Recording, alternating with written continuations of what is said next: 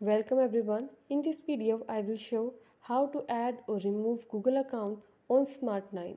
Before starting this video, please press the bell icon or do subscribe this channel. Let's start our video without wasting any time.